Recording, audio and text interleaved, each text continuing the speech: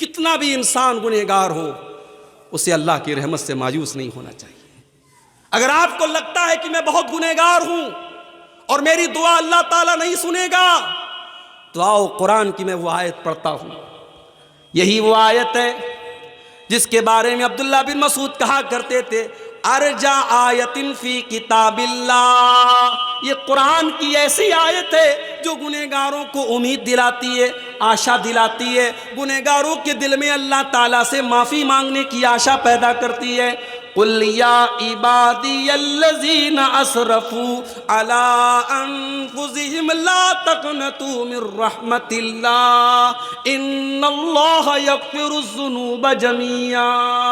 ऐ मेरे बंदो, अगर तुमने गुनाह कर करके और पाप कर करके अपने ऊपर अत्याचार कर लिया है, जुल्म कर लिया है, ला तक़नतू मिर रहमतिल्लाह, तुम अल्लाह की रहमत से मायूस न होना, तुम अल्लाह की रहमत से निराश न होना, तुम अल्लाह की रहमत से तुम ना उम्मीद मत होना।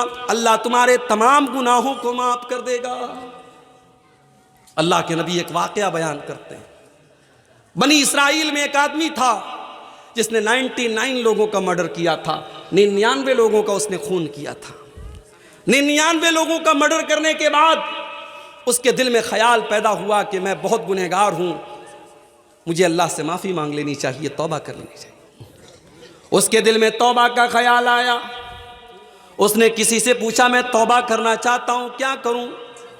किसी ने कहा कि फला के पास चले जाओ, वो इस दौर का सबसे बड़ा आलिम है, उसके पास चले जाओ, वो तुम्हें कोई रास्ता बताएगा। बुखारी के अल्फाज हैं, वो 99 लोगों का कातिल, वो डाकू उस आदमी के पास पहुंचा जो बहुत बड़ा राहिब था, बहुत बड़ा इबादत गुजार था, मगर आलिम नहीं था। लोग उसको आलिम समझते थे मगर वो आलिम नहीं था, आलिम नहीं था, बहुत बड़ा आबिद था, बहुत इबादत गुजार था। 99 लोगों का मर्डर करने के बाद उसके पास पहुंचा, का मौलवी साहब, इमाम साहब, मैंने 99 लोगों का मर्डर किया है और अब मेरे दिल में तौबा का ख्याल आया है, मैं तौबा करना चाहता हूँ, मैं अल्लाह से माफ़ी मांगना चाहता हूँ, क्या मेरी तौबा अल्लाह ताला कबूल करेगा? अब देखो, मसला हमेशा आलिम से पूछना चाहिए। वो आलिम नहीं था, वो राहिब था। राहिब अलग होता है, आलिम अलग होता है। हो सकता है एक आदमी बहुत बड़ा इबादत गुजार हो, रातों में तहज्जुद पढ़ता हो, दिन में रोज़ा रखता हो, मगर ये ज़रूरी नहीं है, ये आवश्यक नहीं है कि वो आलिम भी हो। भाई आप बीमार होते हैं, आप डॉक्टर के पास जाते हैं, और डॉक्टर के पास भी उस डॉक्टर के पास जाते हैं जिसके पास आपकी बीमारी का इलाज हो, जो स्पेशलिस्ट हो। अगर आपको लीवर की प्रॉब्लम है तो आप गैस्ट्रोलॉजिस्ट के पास जाएं। अगर आपको दिल की प्रॉब्लम है आप कार्डियोलॉजिस्ट के पास जाएंगे। अगर आपको दिमाग की प्रॉब्लम है आप साइकेट्रिस्ट के पास जाएंगे। अगर आपको हड्डी की प्रॉब्लम है आप आर्थो के स्पेशलिस्ट के पास जाएंगे। अगर आपकी नस में कोई प्रॉब्लम है आप न्यूरोलॉजिस्ट के पास जाएंगे। हर फील्ड का एक माहिर डॉक्टर है, आप उस डॉक्टर के पास जाएंगे जो आपकी बीमारी की फील्ड में माहिर हो। मगर दीन का मसला आता है तो साहब, जो इंटरनेट पर बैठ करके 2-4 लंबी चौड़ी बातें करे, हम उसे अल्लामा बना देते हैं, उसे इमाम बना देते हैं, उसको फॉलो करने लगते हैं। कितने नौजवान हमारे हैं इंजीनियर अली मिर्ज़ा को बहुत फॉलो करते हैं। मुझे मालूम है आपके बंगाल में भी बहुत सारे नौजवान बड़े मुतासिर हैं इंजीनियर अली मिर्ज़ा से। जिस इंसान की ये औकात है कि वो खड़े होकर के अपनी तकरीर में कहता है, साहब इमाम हरम को भी ऐन निकालना नहीं आता। दुनिया के बेहतरीन कुरान पढ़ने वाले जो हरम के इमाम हैं, ये कमबख्त कह रहा है कि उनको ऐन निकालना, जब वो इय्याका नस्तईन कहते तो उनसे ऐन नहीं निकलती है, ऐन मैं निकालता हूं। और जब उलमा ने उसको पकड़ा और कई जगह उसने कुरान की आयतों को गलत पढ़ा, तब उसको फॉलो करने वाले कहते हैं कि आप लोगों की तो दुकानें बंद कर दी अली मिर्ज़ा ने, तो आप तो उसकी गलतियां निकाल रहे हैं। मेरे भाई, कभी ठंडे दिमाग से गौर करो। मेरे नबी ने फरमाया था कि हर दौर में मेरी उम्मत में एक जमात ऐसी रहेगी जो सही को सही कहेगी, गलत को गलत कहेगी। अगर अली मिर्ज़ा जो बात पेश कर रहा है अगर वो बात सही है तो अली मिर्जा के पहले ये बातें कहने वाला कोई क्यों नहीं था। इस उम्मत में 1400 साल से आज तक जो सलफ का अकीदा है, जो उम्मत का अकीदा है, सब ने हजरत मुआविया को सहाबी माना है, सब ने हजरत मुआविया का एहतराम किया है, और सब ने ये कहा है सहाबा के बीच में जो इख्तलाफ हुआ है, जो लड़ाई झगड़ा हुआ है, जो जंग हुई है, उसके बारे में अपनी ज़बान को बंद रखो। और ये मरदूद क्या कहता है? ये कहता है साहब अगर मैं होता उस दौर में तो मैं अली के साथ होता और मैं मुआविया के खिलाफ जंग करता। अरे तू है कौन, तेरी औकात क्या है?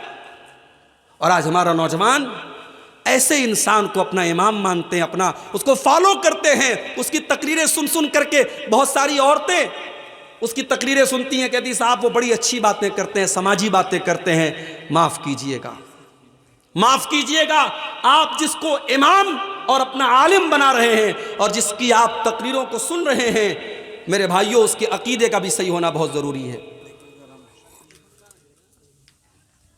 उसके अकीदे का होना भी बहुत ज़रूरी है। आप अगर किसी की तकरीर सुन रहे हैं, आप उसको अपने दीन का टीचर बना रहे हैं। और टीचर हर एरे गैर नत्थु खैरे को नहीं बनाया जाता, टीचर उसको बनाया जाता है जो हमारे सब्जेक्ट का माहिर हो। हम साइंस पढ़ने जाते हैं तो मैथ के टीचर के पास नहीं जाते, मैथ पढ़ने जाते तो इंग्लिश के टीचर के पास नहीं जाते, इंग्लिश पढ़ने जाते तो हिस्ट्री के टीचर के पास नहीं जाते। हम सब्जेक्ट के टीचर से हम कॉन्टेक्ट करते हैं और उससे हम इल्म लेते हैं। मेरे भाइयों, दीन का इल्म उलमा से हासिल करो। और जब उलमा की बात आई है तो एक और दर्द मेरे दिल में है, वो आज आपके सामने बयान कर देता हूं। माशाअल्लाह कलियाचक का इलाका पूरे हिंदुस्तान में इसकी अपनी एक पहचान है। हमने देखा था जब पूरे मुल्क में नाइंसाफी के खिलाफ धरना प्रदर्शन हो रहा था, इसी कलियाचक में बहुत बड़े पैमाने पर विरोध प्रदर्शन हुआ था। यहाँ के मुसलमानों की अपनी एक आवाज़ है, यहाँ के मुसलमानों की अपनी एक ताकत मानी जाती है। मगर आपके इलाके में एक इमाम साहब ने मुझसे कहा, 15 साल से मैं एक मस्जिद पर इमामत करा रहा हूँ, 15 साल से एक मस्जिद पर मैं नमाज पढ़ा रहा हूँ, और सरकारी 3000 के अलावा मस्जिद के लोग मुझे 6000 रुपया, यानी टोटल 9000 रुपये महीने में मैं अपनी गुजर बसर कर रहा हूँ। और जब मैंने अपना मकान बनवाया तो मस्जिद के मुतवल्ली साहब मुझसे नाराज़ हो गए और कहने लगे तुम कितना पैसा पाते हो, तुमने मकान बना लिया। यानी हम ये चाहते हैं हमारी मस्जिद का इमाम हमेशा भिखारी बना रहे, उसके पास अपने रहने का मकान न बने। आज कितनी मस्जिदें हैं जहां 4000 और 3000 पर हमने 5 टाइम की नमाज पढ़ाने के लिए इमाम को रखा है। पूरे गांव में, पूरे मोहल्ले में कोई नमाज ना पढ़े, कोई हरज की बात नहीं है। इमाम साहब बेचारे अगर एक दिन फजर की नमाज में उनकी नींद लेट से खुल जाए तो सुबह चाय के होटलों पर बीड़ी सुलगाते हुए और बीड़ी का धुआं निकालते हुए लोग कहते हैं अरे इमाम साहब तो आज फजर की नमाज में नहीं उठे। इमाम तुम्हारे बाप का नौकर नहीं है, तुम्हारी लौंडी नहीं है। तुम्हें यह हक किसने दिया है कि तुम हर छोटी बड़ी बात पर अपने इमाम पर कीचड़ उछालते हो? दुनिया की हर कौम अपने धर्म गुरु की इज्जत करती है, अपने मजहब के जो गुरु होते हैं उनका सम्मान करती है। और आज आपने अपने उलमा को भिखारी बना दिया। कितने मदरसे हैं बंगाल में जहां के उलमा 5-5 हजार और 6-6 हजार महीने पर पढ़ा रहे हैं, और जब उनकी सैलरी का टाइम आता, उनकी तनख्वाह का टाइम आता है तो मदरसे का सेक्रेटरी कहता है जाओ साइकिल उठाओ और चंदा करके लाओ, उसी में से तुम्हारी सैलरी देंगे। वो मौलवी बेचारा जाकर के मोटरसाइकिल से और साइकिल से घर घर जाकर के भीख मांगे, तब जाकर के उसकी सैलरी का इंतजाम होता है। यही हालात रहे तो वो दिन दूर नहीं है जब आपकी मस्जिदों में इमाम नहीं मिलेंगे मेरे भाई, जब आपके मदरसों में पढ़ाने वाले टीचर नहीं मिलेंगे। अभी एक साहब ने बताया कि एक मौलवी जो मदरसे में बच्चों को पढ़ा रहा था आज कोयला ठेलने का काम कर रहा है। और किसी ने पूछा तुम तो अच्छा खासा बच्चों को पढ़ा रहे थे, तुम ये कोयला ठेलने का काम क्यों करने लगे? कहा कि वहां 4000 रुपया लोग मुझे तनख्वाह देते थे और 12000 का मसला पूछते थे। वो कोयला ठेल रहा है। लॉकडाउन के बाद कितने उलमा ने बिजनेस करना शुरू कर दिया, नौकरी करने लगे, रिक्शा चलाने लगे, मजदूरी करने लगे। उन्होंने कहा ये गुलामी हम नहीं करेंगे। मेरे भाइयों, अपने उलमा की इज्जत करो, अपने अइम्मा की इज्जत करो। अगर तुम्हें यह हक है कि तुम अच्छा मकान बना के रहो तो इन उलमा को भी हक है कि वो मकान बनाए। अगर तुम्हारे बच्चे अच्छे स्कूलों में पढ़ते हैं और आला तालीम हासिल करते हैं तो इन उलमा को भी पूरा हक हासिल है कि वो अपने बच्चों को स्कूलों में और आला तालीम दिलाएं, उनके बच्चे भी बेहतरीन तालीम हासिल करें। और अगर आप अपने बीवी बच्चों के साथ रहते हैं तो इन उलमा को भी अपने बीवी बच्चों के साथ रहने का हक हासिल है। कितनी मस्जिदों के इमाम हैं, उनको छोटी सी कोठरी दी गई है, वो फैमिली के साथ नहीं रह सकते, वो परिवार के साथ नहीं रह सकते, वो बेचारे शादी हो चुकी है, बीवी गांव में रहती है, 2-2 महीने पर 3-3 महीने पर इमाम साहब अपनी बीवी के पास जाते हैं, अपने बच्चों के पास जाते हैं, बच्चों का बाप मौजूद है, बच्चे यतीम की ज़िंदगी गुजार रहे हैं, शौहर बीवी का शौहर मौजूद है और बीवी बेवा की ज़िंदगी गुजार रही है। माफ़ करो मेरे भाई, आपने अपने उलमा को जीते जी मार डाला, उनके बच्चों को यतीम बना डाला, उनकी औरतों को बेवा बना डाला। जिस इमाम के लिए आपने छोटा सा कमरा बनाया है, एक फैमिली क्वार्टर का इंतज़ाम भी आप कर सकते थे। अगर आप अपने बच्चों के साथ रहना चाहते हैं, अपनी बीवी और परिवार के साथ रहना चाहते हैं तो इन उलमा को भी पूरा हक हासिल है कि अपने परिवार के साथ रहें। अपने उलमा को इतना जलील मत करो मेरे भाई। 15 साल एक मस्जिद पर इमामत कराने वाला आज 4-5 हज़ार रुपया अगर मस्जिद कमेटी से पा रहा है तो आप इस पर एतराज़ करें, तू मकान क्यों बनवा रहा है, तू घर क्यों बनवा रहा है, तुझे घर बनाने का कोई हक हासिल नहीं है। सोचो उस इमाम के दिल पर क्या गुजरी होगी। वो 15 साल अगर उसने किसी बिजनेस में दिया होता तो शायद आज उसका बिजनेस बहुत आगे बढ़ गया होता। उसने 15 साल किसी प्राइवेट कंपनी में नौकरी की होती तो आज उसकी सैलरी बहुत ज्यादा होती। मेरे प्यारे साथियों, अपने उलमा को इतना मजबूर मत करो। अल्लाह की कसम, जब किसी मस्जिद में कोई मौलवी खड़ा होकर कहता है लोगों मेरी बच्ची की शादी है, मुझे अपनी बच्ची की शादी के लिए मुझे पैसे चाहिए, तो मुझे तकलीफ होती है कि हमने अपने उलमा को इस मकाम पे लाके खड़ा कर दिया कि उनको अपनी बेटियों की शादी के लिए भीख मांगनी पड़ रही है, उनको अपनी बीवी के इलाज के लिए भीख मांगनी पड़ रही है। नहीं मेरे भाई, अपने उलमा को इज्जत दो, सम्मान दो, मकाम दो। वो तुम्हारे नौकर नहीं हैं, वो तुम्हारे गुलाम नहीं हैं, उनका एहसान है तुम्हारे ऊपर, उनका एहसान है तुम्हारे ऊपर। तुम्हारे माँ बाप से बड़ा एहसान है। तुम्हारे माँ बाप तो तुम्हें पालते हैं, तुम्हें पोसते हैं, तुम्हें जन्म देते हैं, मगर ये उलमा तुम्हें दीन सिखाते हैं, तुम्हें नमाज पढ़ाते हैं, तुम्हें हलाल बताते हैं, तुम्हें हराम बताते हैं, तुम्हें जायज़ बताते हैं, तुम्हें नाजायज़ बताते हैं। इन उलमा को इनका मकाम तो मेरे भाई, वो 99 लोगों का जो कातिल था वो जब पहुँचा तो आलिम के पास नहीं पहुँचा, आबिद के पास पहुँचा। वो बहुत बड़ा इबादत गुजार था मगर आलिम नहीं था। उससे जाके कहा कि साहब मैंने 99 लोगों का मर्डर किया है और अब मैं तौबा करना चाहता हूँ, मैं क्या करूँ। अब चूंकि वो आलिम नहीं था तो उसने मसला गलत बताया।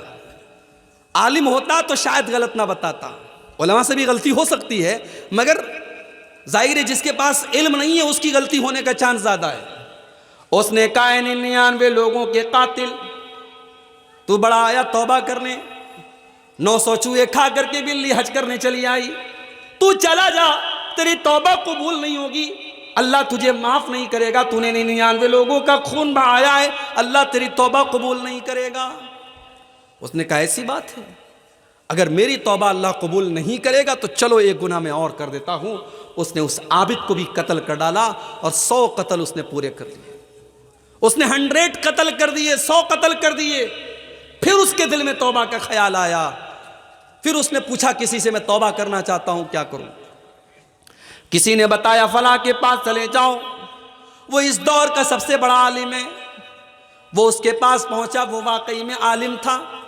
उससे जाकर के कहा कि मैंने 100 लोगों की हत्या की है, 100 लोगों को कत्ल किया है, मैं तौबा करना चाहता हूं, मैं अल्लाह से माफ़ी मांगना चाहता हूं, क्या अल्लाह मेरी तौबा कबूल करेगा। उस आलिम ने जवाब दिया, मन यहूलु बैनका व बैन अल्लाह, अगर तू तौबा करना चाहता है, अगर तू अल्लाह से माफ़ी मांगना चाहता है तो कौन तेरे बीच में और अल्लाह के बीच में रुकावट बन सकता है। तू अल्लाह से तौबा कर ले, तू अल्लाह से माफ़ी मांग ले, अल्लाह ज़रूर तेरी तौबा को कबूल करेगा। उसने सही जवाब दिया कि 100 लोगों का कत्ल करने के बाद भी अगर तू तौबा करना चाहता है अल्लाह तेरी तौबा को कबूल करेगा, मगर उसके लिए तुझे एक काम करना पड़ेगा, तुझे बुरे लोगों की बस्ती को छोड़ना पड़ेगा। ये बुरे लोगों की बस्ती है, ये गुनाहगारों की बस्ती है, इसे छोड़ करके तुझे फला बस्ती में जाना पड़ेगा जहां नेक लोग रहते हैं, जहां अच्छे लोग रहते हैं। पता ये चला मेरे भाइयों, इंसान के ऊपर सोहबत का भी असर पड़ता है। शराबियों के साथ बैठोगे शराबी हो जाओगे, जानियों के साथ बैठोगे जिना तुम्हारी नज़र में हल्का हो जाएगा, बेनमाजियों के साथ बैठोगे तो नमाज की वक़्त और अहमियत कम हो जाएगी। इसलिए मेरे भाइयों और मेरी बहनों, जब आप किसी से दोस्ती करो, किसी को अपना दोस्त बनाओ तो देखभाल करके अपना दोस्त बनाओ, अच्छे लोगों को अपना दोस्त बनाओ। अगर बेदीन लोगों को और दीन से दूर लोगों को अपना दोस्त बनाओगे तो तुम्हारे दीन को बर्बाद कर डालेंगे। सोहबत का बड़ा असर होता है। अब वो 100 लोगों का कातिल अपने गांव से निकला, अपनी बस्ती से निकला, और अभी वो रास्ते ही में था कि उसकी मौत का टाइम आ गया। अब जब मौत का टाइम आ गया तो रहमत के फरिश्ते भी मौके पर पहुंच गए और अजाब का फरिश्ता भी पहुंच गया। अजाब का फरिश्ता कहने लगा, ये 100 लोगों का कातिल है, इसकी रूह को मैं ले करके जाऊंगा, ये अजाब का हकदार है। रहमत का फरिश्ता कहने लगा, नहीं नहीं, ये तो तौबा कर चुका था, ये तो अल्लाह से माफ़ी मांग चुका था, ये तो नेक लोगों की बस्ती की तरफ जा रहा था, ये तो अल्लाह की रहमत का हकदार है, इसकी रूह को मैं लेकर के जाऊंगा। अब रहमत का फरिश्ता और अजाब का फरिश्ता दोनों आपस में लड़ने लगे। अल्लाह ने एक तीसरे फरिश्तों को भेजा, इंसान की शक्ल में, वो वहाँ से गुजरने लगा। दोनों फरिश्तों ने उसको रोका, कहा भाई हम दोनों फरिश्ते हैं, ये रहमत का फरिश्ता है, मैं अजाब का फरिश्ता हूँ, और हमारे बीच में ये मामला चल रहा है, आप ही कोई हल बता दीजिए। तो उस फरिश्ते ने, जो इंसान की शक्ल में अल्लाह की तरफ से भेजा गया था, उस फरिश्ते ने यह फैसला किया कि एक काम करो, तुम लोग तो फरिश्ते हो, तुम्हारे लिए कोई मुश्किल नहीं है, तुम पूरे रास्ते का माप कर लो, पूरे रास्ते को नाप लो। अगर ये गुनहगारों की बस्ती से ज़्यादा करीब है तो इसको अजाब का फरिश्ता लेकर के जाएगा, और अगर ये नेक लोगों की बस्ती से ज़्यादा करीब है तो इसको रहमत का फरिश्ता लेके जाएगा। जब दोनों फरिश्तों ने रास्ते को नापा है, हदीस के अल्फाज है मेरे प्यारे साथियों, अल्लाह के नबी फरमाते हैं कि वो एक बालिश, ये जो हाथ के पंजे का जो ये माप होता है, इसको उर्दू में बालिश कहते हैं, हमारे यहाँ उर्दू में बित्ता बोलते हैं इसको। एक बित्ता या एक बालिश्त जो है, वो इंसान, वो 100 लोगों का जो कातिल था, वो नेक लोगों की बस्ती से ज़्यादा करीब था। अल्लाह की रहमत का फरिश्ता उसको लेके गया है। इसलिए गुनाह जितने भी ज़्यादा हो जाएं, अल्लाह की रहमत से इंसान को मायूस नहीं होना चाहिए, तौबा करना चाहिए, अल्लाह से माफ़ी मांगना चाहिए। मगर ये बात याद रखो मेरे भाई, जब हम कोई गुनाह का काम करते हैं, उस गुनाह का असर हमारे बच्चों पर भी पड़ता है, हमारे ऊपर भी पड़ता है। हमारे ऊपर ये पड़ता है कि हमारे दिल सख्त हो जाते हैं, हमारे दिल कठोर हो जाते हैं। और दिल जब कठोर हो जाता है, दिल जब सख्त हो जाता है, तो कुरान की आयतों का असर नहीं होता है, नबी की हदीसों का असर नहीं होता है। आज रात रात भर जलसे हो रहे हैं, जुमा के अंदर खुतबे हो रहे हैं, तकरीरें हो रही हैं, मगर दिल के ऊपर कोई असर नहीं पड़ रहा है, क्योंकि दिल सख्त हो चुका है, दिल कठोर हो गया है, दिल सख्त हो गया है।